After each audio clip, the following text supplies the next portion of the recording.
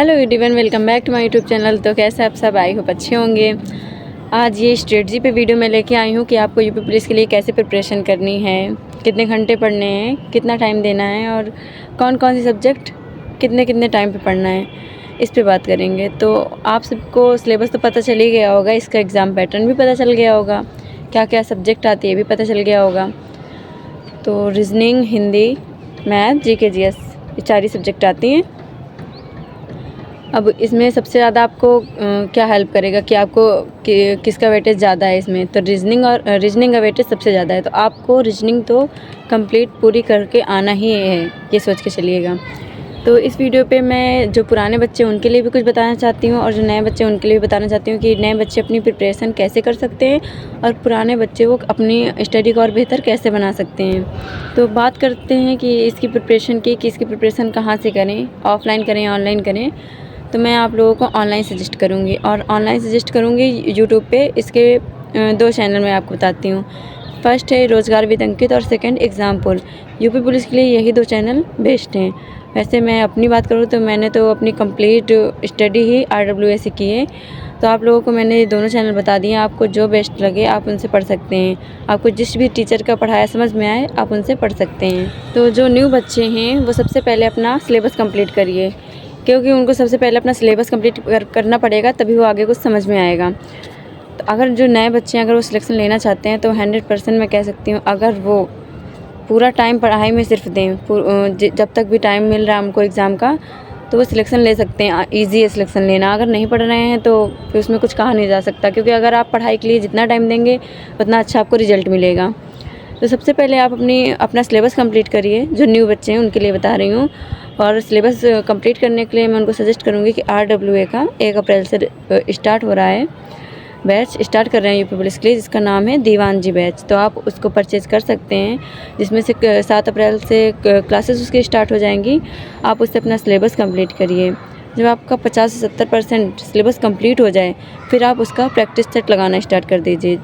Practice set लगाने से आपको बहुत ही बेनिफिट होने वाले हैं, क्योंकि उसमें आपको मिक्स क्वेश्चन मिलेंगे। और जब सिलेबस में आप चैप्टर वाइज पढ़ते रहेंगे तो सिर्फ आपको चैप्टर समझ में आएगा और पिछला चैप्टर आप भूलते चले जाएंगे।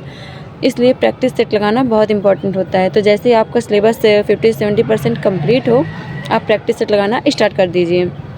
प्रैक्टिस के सेट के साथ साथ आप मॉक टेस्ट भी देना स्टार्ट करिएगा। फिर देखना कि आप जब आपका सिलेबस कंप्लीट हो जाए उसके बाद आप देखना कि आपको प्रॉब्लम कहाँ पे हो रही है, किस चैप्टर में हो रही है। जिस चैप्टर में आपको प्रॉब्लम हो उसकी आप फिर से एक अलग क्लास चैप्टर वाइज लेना, उससे आपको बहुत ही बेनिफिट होने वाला है। एक बार ट्राई करके देखना, ज़रूर आपको बेनिफिट होगा। मैं 100% कह रही हूँ, क्योंकि मैंने भी यही फॉलो किया है। मुझे मैथ बिल्कुल भी नहीं आती थी, मैंने इंटर भी बायो से ही किया था। और अब है कि मैंने यूपी पुलिस में पूरे मैथ करके आई हूँ और रीजनिंग भी पूरे करके आई हूँ। इसलिए मैं आपको सजेस्ट करना चाहती हूँ कि अगर आपने भी डर लग रहा है आपको मैथ से कि नहीं कर पाएंगे, तो ऐसा मुश्किल नहीं है, क्योंकि मुझे भी बिल्कुल नहीं आता था। मैंने सिर्फ 10th तक ही मैथ पढ़ी, उसके बाद मैंने बायो से इंटर किया और आज मुझे मैथ में मैं बहुत अच्छी हूँ, क्योंकि ये मेरा SSC GD में भी फर्स्ट अटैम्प्ट था और यूपी पुलिस में भी फर्स्ट अटैम्प्ट ही था। और फर्स्ट अटैम्प्ट में ही मैंने दोनों क्वालिफाई किया। और इसलिए मैंने अपना अधिकतर टाइम सिर्फ स्टडी में दिया है और कुछ भी नहीं। कहीं कोई टाइम पास नहीं, रील्स नहीं देखना, शॉर्ट नहीं देखना, ओनली काम की चीज़ों को देखना और ओनली स्टडी करना, इतना ही करती थी। तो अगर आप मेहनत करते रहेंगे कंटिन्यू, लगभग 1 साल भी अगर सिर्फ पढ़ाई में दे देंगे, तो आपका सिलेक्शन कोई नहीं रोक सकता। वैकेंसी से मतलब नहीं है कि कितनी ज़्यादा वैकेंसी है, कितनी कम वैकेंसी है। कम वैकेंसी देख के आप डिमोटिवेट हो जाइए, कितनी कम वैकेंसी में मेरा नहीं होगा, तो ऐसा मत सोचिए। वैकेंसी पे आप ध्यान ही मत दीजिए, अपनी स्टडी पे फोकस करिए कि हम अपनी स्टडी को कितना बेहतर बना सकते हैं, उस पे फोकस करिए। और हर रोज़ कुछ नया सीखने की कोशिश करिए। कुछ नया जो आता है उसी पे मत लगे रहिए, क्योंकि कुछ लोगों को जैसे रीजनिंग आ रही है तो जब भी पढ़ने बैठेंगे बस रीजनिंग लगाना स्टार्ट कर देंगे। तो जो चीज़ आ रही है उसको आप कम टाइम दीजिए और जो नहीं आ रही उस पर आप ज़्यादा टाइम दीजिए। जो नहीं आता है वो मन भी नहीं करता पढ़ने का, आपका भी मन नहीं करेगा जो आप लेके बैठेंगे। मैथ मैं बता रही हूँ, मुझे जब नहीं आती तो मुझे प्रैक्टिस सेट लगाने का भी बिल्कुल मन नहीं करता, क्योंकि पूरे प्रैक्टिस सेट में मुझे 1-2 क्वेश्चन से ज़्यादा आते ही नहीं थे।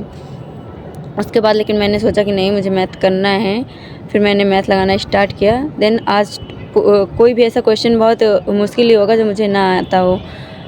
तो इसलिए आपको सजेस्ट कर रही हूँ, आप अप्लाई करिए रिज़ल्ट आपके सामने होगा।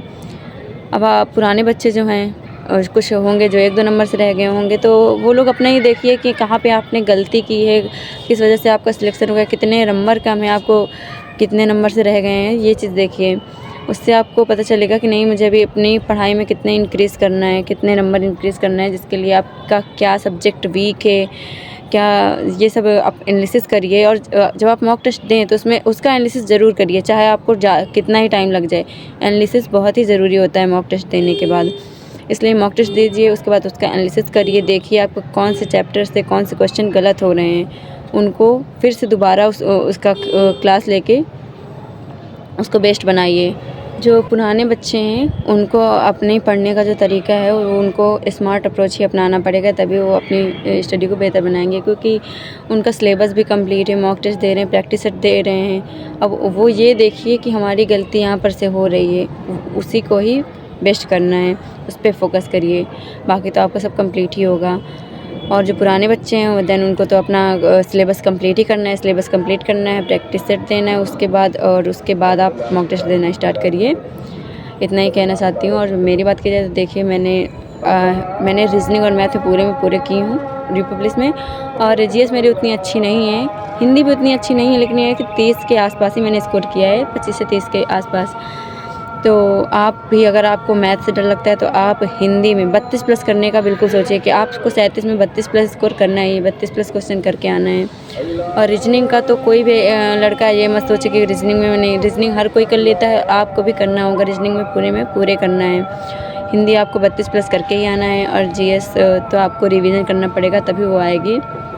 तो जीएस की क्लास लीजिए और उसका रिवीजन करते रहिए। जो जीएस में बहुत मोस्ट इम्पॉर्टेंट टॉपिक है, जो कि प्रीवियस ईयर में आ चुके हैं, उनका आप उन पे रिवीजन के आप उस पर ज़्यादा फोकस करिए, उनका रिवीजन ज़्यादा करिए। और इतना ही कहना चाहती हूँ फ़िलहाल। और आपका कोई क्वेश्चन हो तो बताना कमेंट में। अभी तो मुझे इतना ही याद आ रहा, और कुछ याद आएगा तो मैं बताऊँगी। तो मिलते हैं अपने नेक्स्ट वीडियो में, तब तक के लिए बाय।